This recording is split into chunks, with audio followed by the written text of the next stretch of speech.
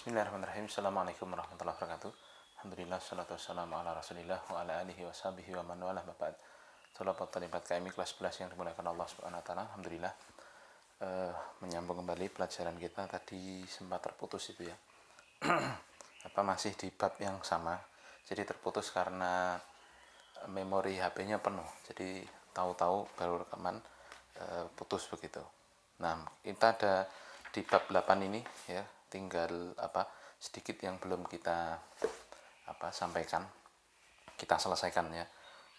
Nah, masih di pembahasan tentang hadisnya Abu Waqid Al-Laitsi ya, ketika menceritakan di perang Hunain ya, sebagian yang baru masuk Islam melihat kaum musyrikin memiliki pohon gantungan ya, Datu Anwat, lalu dengan polosnya minta untuk dibikinkan seperti itu oleh Rasul Sallallahu Alaihi Wasallam. Maka Rasul pun ya takjub, kaget dengan ucapan tersebut, dan Rasul ya memberikan tanbihnya tentang perkara itu.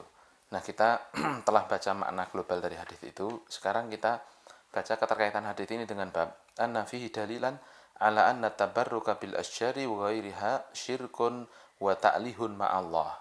Ya, bahwa dalam hadis yang sedang kita baca ini ya, ini menunjukkan ya dengan jelas ya, ada bukti bahwa tabarruk dengan pohon atau yang semisalnya ini merupakan kesyirikan, dan itu adalah perbuatan ya, menjadikan Tuhan ya tandingan bagi Allah Subhanahu wa ta'ala yang ia ibadahi, ia minta selain Allah. Nah, kalau yang diminta ya orang yang sudah mati ya, kuburan ataupun pohon, batu lah, ini berarti kan kelewat batas ya, dia meminta kepada yang tidak bisa memberi ya. Oleh sebab itu ini dikatakan syirik. Taib, faedah yang bisa kita ambil dari hadis ini, yang pertama, anna tabarruka bil asyari syirkun wa mithluhal ahjaru wa ghairuha, bahwa tabarruk dengan pohon ini kesyirikan, dan seperti itu pula ya, ketika orang mau bertabaruk dengan batu atau yang semisal ini juga tidak boleh. Ini kesyirikan yang sangat nyata. Kemudian yang kedua, annal muntakilah minal batilil ladzi i'taqadahu la yu'manu an yakuna fi qalbihi baqiyatun min tilkal adat, bahwa seorang yang baru berpindah dari kebatilan yang dia yakini sebelumnya ya, dia tidak aman ya dari adanya sisa-sisa kebiasaan yang ia yakini ataupun ia jalani dalam hatinya ya. Jadi seperti kisahnya ini kan ya, sahabat ini baru masuk Islam ya, tentunya sebelumnya kan terbiasa dengan kekufuran dan kesyirikan. Maka ketika melihat pohon ya, orang musyrikin memiliki pohon bidara yang digantungi senjata-senjata dikatakan sebagai Datu Anwat, lah maka sontak terbersit dalam hatinya ya, kalau dibikinkan seperti itu bagaimana. Nah, maka inilah yang terjadi. Kadang orang yang terbiasa ya dengan adat kejelekan itu, kalau mau tobat, mau meninggalkan, terkadang masih tersisa itu ya, pikiran-pikiran atau sesuatu dalam hatinya ya terkait dengan kebiasaan jeleknya itu ya. Maka dari sini pula ya, sebagian ulama menyebutkan bahwa orang yang baru tobat masuk ke Islam, atau tadinya misalkan preman terus tobat ke jalan yang benar ya, maka ini jangan kemudian langsung diberi kesempatan untuk di depan ngomong ceramah di hadapan umum, tetapi hendaknya orang seperti ini dididik dulu, ditasfiyah ya, tarbiyah wa tasfiyah, dididik lalu disucikan, bersihkan kotoran-kotoran pemikiran, kotoran-kotoran syubhat, kotoran-kotoran syahwat ya, yang sehingga setelahnya dia terbiasa dengan kebaikan, nah baru ya diberi kesempatan, tidak masalah ya. Setelah dia belajar dengan baik, kokoh ilmunya, nah dia suatu saat jadi dai ganti, tidak masalah ya. Maka tidak heran kalau memang terkadang ada orang yang baru tobat kok kemudian dikasih panggung ya, malah cerita kesana kemari, yang itu malah jadi inspirasi kejelekan. Waliyadzubillah.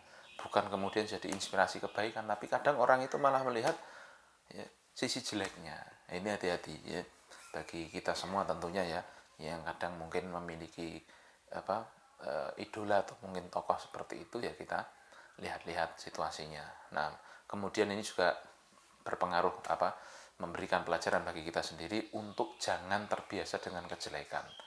Karena kalau terbiasa dengan kejelekan, itu bisa-bisa kantil, melekat di hati kebiasaan jeleknya itu. Orang kalau sukanya ya nyanyi gitu kan dia ada apa itu terbersit langsung sering nyanyi begitu. Orang kalau sukanya ngomong kotor, maaf ya, nanti ada apa gitu langsung keluar itu respons omongan jeleknya. Nah, ini berarti kebiasaan dia sangat jelek itu, dan itu patut untuk ditaubati dengan segera. Tapi kemudian faedah yang ketiga, anna sababa ibadatil asnami huwa ta'dhimuha wal 'uqufu 'indaha wat tabarruku biha. Ini penting sekali ya. Faedah ketiga ini, bahwa sebab beribadah kepada berhala itu yang pertama ta'dhimuha, karena mengagungkan berhala itu. Satu, kasih garis bawah tuh. Lalu yang kedua, uquf indaha, ya, berdiam, beriktikaf, ya, berdiri atau suka untuk beriktikaf di situ. Lalu yang ketiga, watabarruku biha, nyari berkah dengan si berhalanya itu. Ini sebab yang mengantarkan orang nyembah berhala, mengagungkan, iktikaf di situ, lalu nyari keberkahannya. Dan ini urut, masya Allah ya. Orang, ini saya ambil contoh, orang yang bertabaruk dengan petilasan tertentu, nanti urutannya begitu, dia mengagungkan petilasannya itu dulu. Itu petilasannya fulan, itu kalau dia di situ dulu itu orang yang rajin ibadah begini, lalu dia dapat wangsit begini, akhirnya dia karena mengagungkan, udah ada dalam hatinya itu persiapan untuk tabaruk dengan fulan itu. Lalu yang kedua, dia datangi dulu tempat itu, dia datangi, terbiasa lihat-lihat, wah ternyata benar ya, ini bagus ini kalau untuk ibadah di sini, senang kalau bahasa kerennya semedi di sini. Lalu yang ketiga, benar-benarlah dia setelah ceritanya komplit ya kan, bahwa Syekh fulan itu dulu di sini begini ini, lalu akhirnya dia benar-benar minta bertabaruk dengan tempat atau ya, petilasan tersebut. Nah, ini yang akhirnya dia ya, terjatuh dalam pengagungan terhadap berhala ini ya. Nah, lalu yang keempat ya, maka mohon maaf saya tambahin sedikit, maka sikap kita terhadap urusan petilasan atau urusan apa itu ya biasa saja harusnya. Antum tahu ya, di Madinah, di Mekah itu betapa banyak tempat yang dulu dipakai untuk Nabi untuk ini dipakai untuk Nabi, dipakai Nabi untuk begini ya, dipakai Nabi, tapi biasa aja ya, enggak heboh-heboh begitu, enggak ada dikasih kere, dikasih tempat, ini enggak ada. Kalau orang sini kan beda, ini tapak kaki nih fulan gitu. Nah, bahkan yang terjadi ya, kisah Umar Ibn Khattab radhiyallahu ta'ala anhu ketika melihat pohon ya, yang di situ Baitur Ridwan itu loh, Bayatur Ridwan ya. Pohon itu mulai didatangi orang-orang, mulai pengen ibadah di sekitar situ. Untuk apa? Untuk mengenang dulu Nabi dan para sahabat ya, yang mulia Bayat Ridwan di sini nih. Apa yang terjadi ketika Umar memerintah itu jadi khalifah? Pohon itu besok tebang. Tebang bener gitu. Masya Allah. Jadi sikap kita terhadap seperti itu, situs-situs seperti itu ya nggak usah ribut lah begitu ya, nggak ada pengagungan terhadap hal itu ya. Kalaupun itu tokoh yang kita teladani karakternya, yang kita teladani perbuatannya ya, kita mengagungkan Nabi, bukan kemudian kita ngapain nyari-nyari bekas rambutnya Nabi ini nggak penting ya, nggak dapat pahala kita. Bahkan kalau misalkan dapat bajunya Nabi misal ya, atau sobekannya buat apa sih kan begitu ya. Tapi yang penting kalau kita ngomong cinta Nabi, kita neladani Nabi lah, kita lakukan karakter-karakter Nabi dalam kehidupan kita. Itu dia ceritanya ya, itu tambahannya. Kemudian yang keempat, anal insana qad yastahsinu syai'an yadhunnuhu yaqrubuhu ilallahi wa huwa yub'iduhu anhu, bahwa manusia bisa jadi dia menganggap sesuatu yang ia kira itu bisa mendekatkan kepada Allah, tapi ternyata justru menjauhkan dia dari Allah. Ya, seperti itu, mengagungkan kuburan, itikaf di situ, akhirnya tabaruk dengan kuburan. Ya, dia anggap kalau ibadah di situ lebih khusyuk. Ini anggapan dia. Tapi ternyata kalau lihat kenyataannya Allah melarang, Nabi melarang. Jadi kalau dia lakukan perbuatan seperti itu, bukan Allah yang dia dapat, bukan pahala Allah yang dia dapat, justru murka Allah yang dia dapat. Paham ya? Baik. Kemudian yang kelima, annahu yanbaghi lil muslim an yasbaha wa an yusabbiha wa yukabbira. Idza sami'a ma la yanbaghi an yuqala fid dini aw 'inda ta'ajjub. Bahwa dibolehkan bagi seorang muslim itu ya untuk bertasbih atau bertakbir ketika mendengar satu perkara yang tidak pantas untuk diucapkan ya dalam masalah agama, atau ketika dia merasa takjub, merasa kaget, merasa heran. Dia boleh untuk bertasbih atau bertakbir. Ya, sebagaimana Nabi tadi mengatakan Allahu Akbar. Ya. Kemudian yang keenam, al-ikhbaru an wuqu'i syirki fi hadhil ummati wa qad waqa'a. Ya, pengabaran dari Nabi bahwa umat ini akan terjatuh dalam kesyirikan dan sungguh telah terjadi. Ya, sebagian kalangan umat ini menyembah selain Allah. Lalu yang ketujuh, alamun min a'lami nubuwwatihi sallallahu alaihi wasallam haitsu waqa'a syirku fi hadhil ummati kama akhbara sallallahu alaihi wasallam. Tanda kenabian di mana ya terjadi kesyirikan di umat ini sebagaimana yang Nabi kabarkan.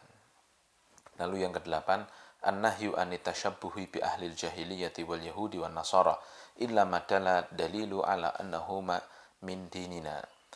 Larangan untuk tasyabuh, untuk menyerupai orang-orang jahiliyah ataupun orang-orang Nasrani dan juga orang-orang Yahudi. Ya, karena itu sangat berbahaya. Nabi mengingatkan man tasyabbaha biqaumin fahuwa minhum. Siapa yang bertasyabuh dengan satu kaum, maka dia termasuk golongan dari kaum itu.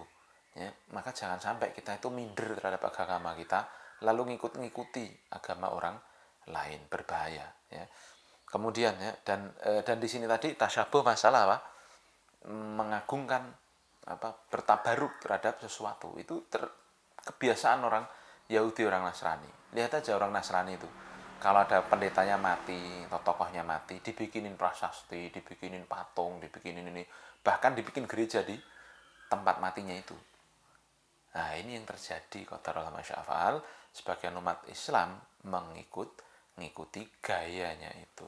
Dan lebih jauh lagi, ya ada yang bahkan mengikuti tata cara peribadahannya. Kalau mereka punya nyanyian-nyanyian gereja, kita jangan sampai kalah. Nyanyi-nyanyi di masjid.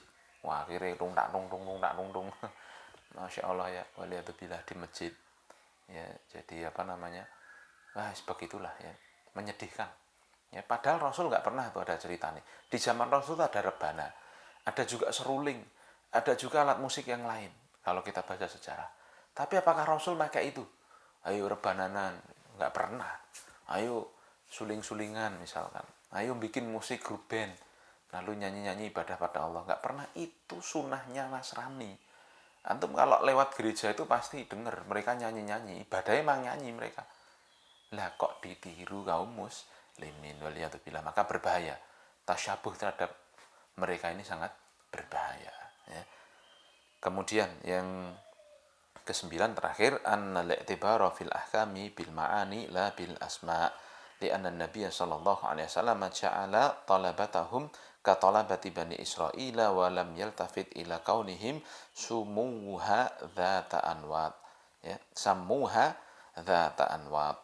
Ya, bahwa yang dianggap dalam hukum itu ya adalah yang diambil adalah sisi maknanya, bukan sisi namanya.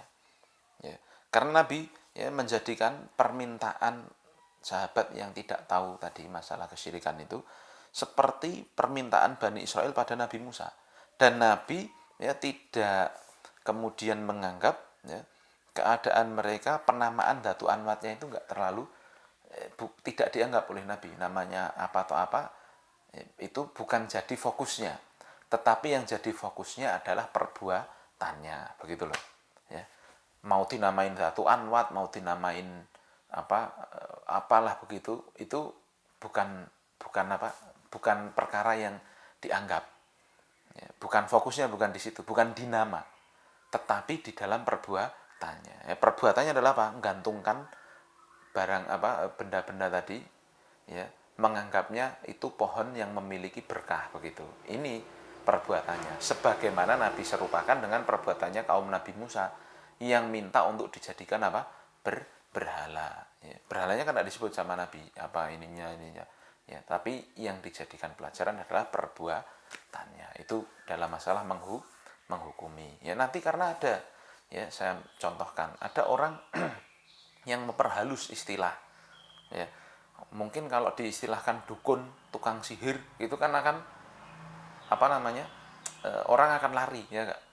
Tetapi kalau dikasih istilah orang pinter lah, paranormal lah, ya mungkin orang baru mau tuh tanya-tanya, ya, tanya masalah masa depan, masalah jodoh, masalah rezeki. Itu kalau dibilang ini itu dukun loh, sihir loh, itu main gini-gini loh. Dia bisa gini, dia bisa gitu karena dia itu bantuan setan. Kalau dibilangi begitu, ya nggak ada yang percaya tuh. Koncone setan, dukun itu kang teluh ini itu, nggak mau lah. Tapi coba kalau dibilang, oh itu paranormal, itu orang pinter itu, beda, kesannya beda. Nah dalam Islam, nama ini tadi entah nama paranormal atau nama dukun, ini ibarat kata apa, tidak penting, tidak fokusnya bukan di situ, tapi perbuatannya. Ketika dukun itu ya ternyata minta bantuan jin, paranormal minta bantuan jin, ya ternyata podo.